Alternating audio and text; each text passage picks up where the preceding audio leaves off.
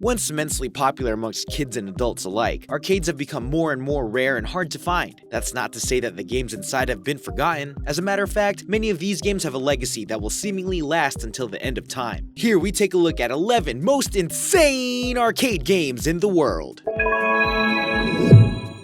Board Badger here today, guest hosting on another video. Let's get on with it! Number 11. Asteroids Deluxe. This sequel to the immensely popular Asteroids game was released in May of 1981 and was designed to be significantly harder than the predecessor. The player flies around in a ship, and the primary goal is to destroy asteroids and flying saucers alike. The newer version combats saucer hunting strategy developed by expert players on the original Asteroids game, making it even harder to win. Asteroids come in three sizes: small, medium, and large, and when the larger asteroids are a hit, they break down into three medium asteroids, and when the mediums are hit, three small asteroids are produced. The small asteroids, when shot, disappear. Killer satellites are enemy ships that break into three smaller ships that home in on the player's position when shot. All in all, this game is much more difficult than the original. Number 10. Spy Hunter. Released in arcades in 1983, Spy Hunter is an intensely difficult game and has no real ending. It just keeps going on for as long as the player is willing to keep going. Produced in both sit-down and upright positions, the game's primary goal is to drive down the road, destroying as many enemy vehicles as possible using a bunch of different weapons. It's played using a steering wheel with special-purpose buttons, a two-position stick shift, and a gas pedal. The game is a vertical scrolling game, and the player begins driving a G6155 Interceptor, a fictitious vehicle, and after initial gameplay, extra cars, or lives, are earned by accruing enough points. The car is outfitted with machine guns, and three special weapons are available, including smoke screens, surface-to-air missiles, and oil slicks, which a player can pick up in a weapons van. Spy Hunter has a lasting legacy, spawning sequels, and even a pinball machine dedicated to it, and it made the list of top 100 video games of all time by the Killer List of Video Games. Number 9. Star Castle. Released in 1980 by Cinematronics, Star Castle is a game much like Asteroids, but puts a new spin on destroying objects in outer space. The stationary turret sits in the middle of the screen, surrounded by energy shields, and it's the player's job to eventually fire his or her way to the turret and destroy it. Destroying a mine does nothing for a player's score, as the goal is to obliterate the turret, and when one is destroyed, another is released. In 1986, Maximum Overdrive featured a Star Castle game that electrocutes a person in an arcade, and a clone of the game was written for the Apple II titled Raiders of the Lost Ring in 1981. The concept of the game was also reconfigured into Yar's Revenge, Atari's top-selling game for the Atari 2600. Number 8. Galaxian. The predecessor for the legendary Galaga was released in October of 1979 in Japan and subsequently found its way to the United States by December. The game features hordes of invading aliens that must be destroyed by players one shot at a time. The aliens fired back, and from time to time an enemy ship would make a kamikaze dive at the player's craft, making it the first game to give individual personalities to enemies. When all of the enemies in a swarm are defeated, a new, more challenging, more aggressive horde takes their place. The player's score is featured on the screen right next to the high score, and the stage the player is in is also presented on the screen, allowing for the tracking of progress. Although Galaga was released 2 years later and mostly eclipsed the popularity of Galaxian, the game will live in gamer infamy forever.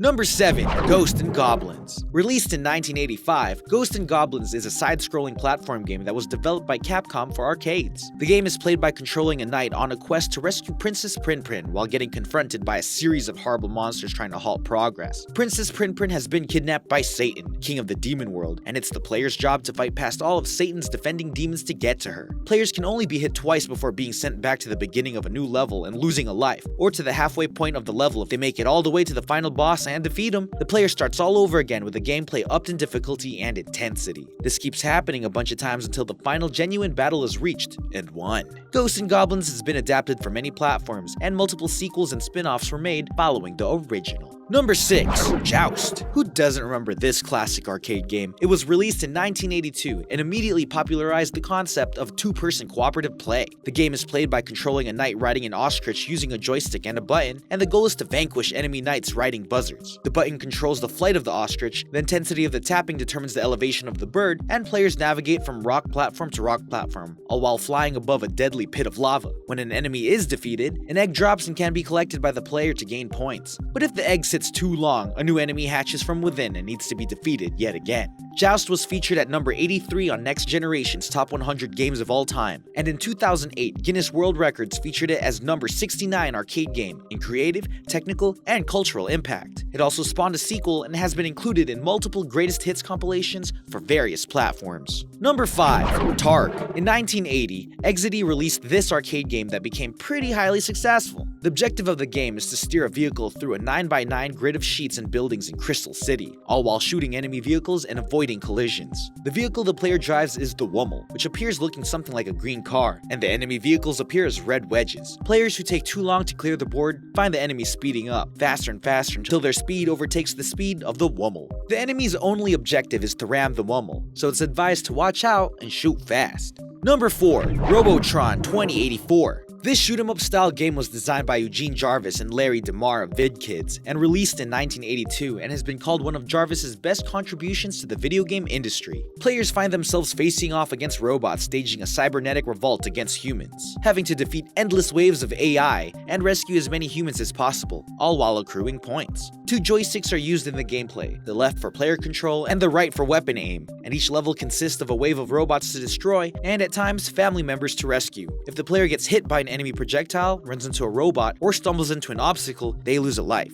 Lives are gained by reaching different point totals, and extra points are earned by rescuing the captive family members. Once all of the robots on the screen are blown to bits, a new wave begins, and this continues until all available lives are used. The game has been praised highly by critics, and it even attained the number 11 spot on Guinness World Records list of arcade games ranked by their technical, creative, and cultural impact.